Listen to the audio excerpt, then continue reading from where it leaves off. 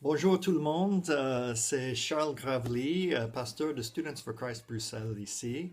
Et j'aimerais continuer sur le thème qu'on a commencé dans la première méditation, c'est par rapport à la sagesse. Et j'aimerais poser cette question, quelle est la source de sagesse et qui est sage? Qui est quelqu'un qui est vraiment sage? Dans cette vie, il y a plusieurs personnes, peut-être ils disent pas qu'ils sont sages, mais ils se disent experts, ils disent qu'ils sont les connaisseurs des choses, ils connaissent beaucoup de choses.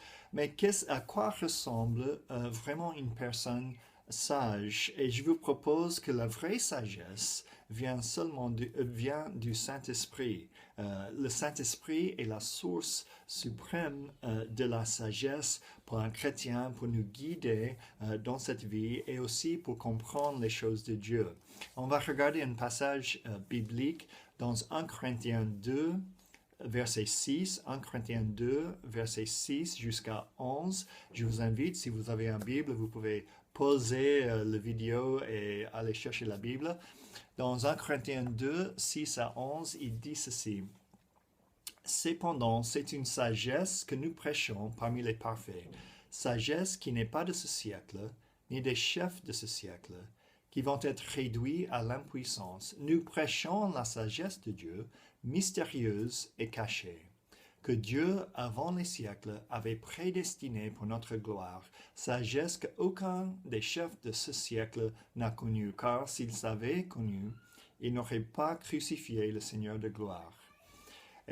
Il dit ceci, qu'il y a une sagesse qui est disponible, qui est mystérieuse et cachée, qui n'est pas disponible aux gens de ce siècle. Et en fait, cette sagesse surpasse toutes sortes de connaissances qui est dans la sagesse des chefs de ce siècle, de notre époque. Il y a une autre sagesse et qui est complètement à part et différente qui est disponible.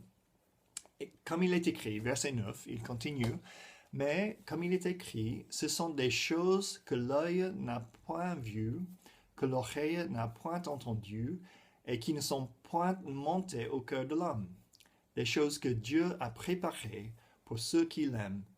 Dieu nous les a révélées par l'Esprit.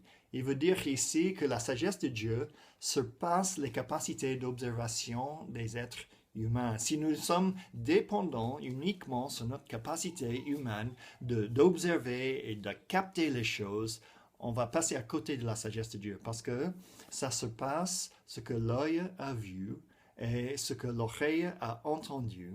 Ces choses ne sont pas aussi capables de comprendre et de capter la sagesse de Dieu. Et il dit même que le cœur de l'homme ne peut pas comprendre la sagesse de Dieu. Même l'imagination des êtres humains ne peut pas comprendre les choses que Dieu a préparées, le plan de Dieu, cet merveilleux plan qu'il a préparé pour nous les êtres humains, pour nous qui sommes dans sa volonté, qui le connaissent. Il a préparé quelque chose qu'on ne peut pas imaginer, on ne peut pas capter, et c'est mystérieux et caché, mais gloire à Dieu, par le Saint-Esprit, il nous a révélé ces choses, il les a rendues disponibles pour nous, et on a accès au plan de Dieu, à toutes ses bénédictions, à tous ses enseignements, à toute sa connaissance et toute sa sagesse. Tout ça est disponible pour nous aujourd'hui. Il continue dans verset 11, verset 10, car l'Esprit sonde tout, même les profondeurs de Dieu. Qui donc, parmi les hommes, connaît les choses de l'homme, si ce n'est l'Esprit de l'homme qui est en lui? De même, personne ne connaît les choses de Dieu, si ce n'est l'Esprit de Dieu. Et ça nous dit qu'il y a les choses qui sont cachées et mystérieuses, mais l'Esprit de Dieu les rend disponibles. Il les rend accessibles à nous. Et comment est-ce que ça se passe?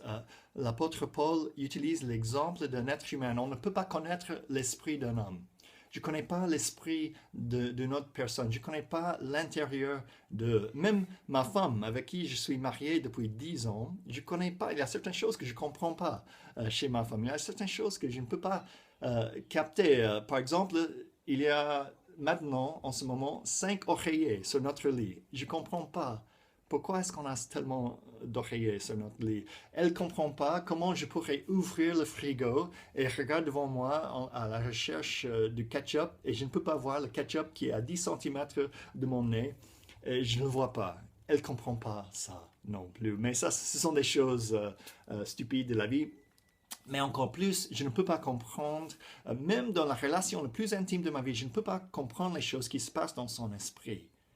Et Paul dit, c'est encore la situation avec Dieu. On ne peut pas comprendre Dieu sauf par le Saint-Esprit. Mais la bonne nouvelle est ceci, le Saint-Esprit sonde tout. Le Saint-Esprit, dans la Trinité, il est dans une intimité unique avec Dieu.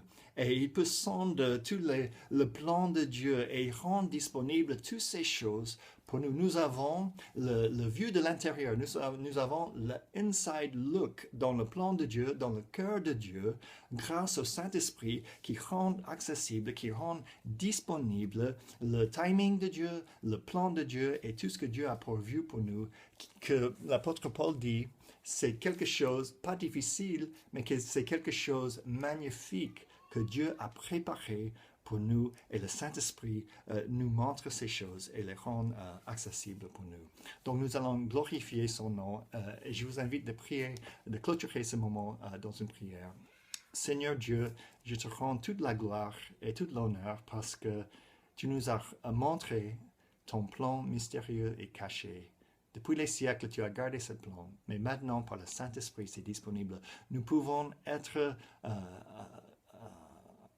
conscients de ton timing, de ton plan pour nous, Seigneur. Et je te rends gloire pour cet Saint-Esprit et tout ce qu'il nous montre et tout ce qu'il nous explique par rapport à ton plan, pour l'humanité et aussi pour nos vies personnelles. Amen. Merci, Jésus.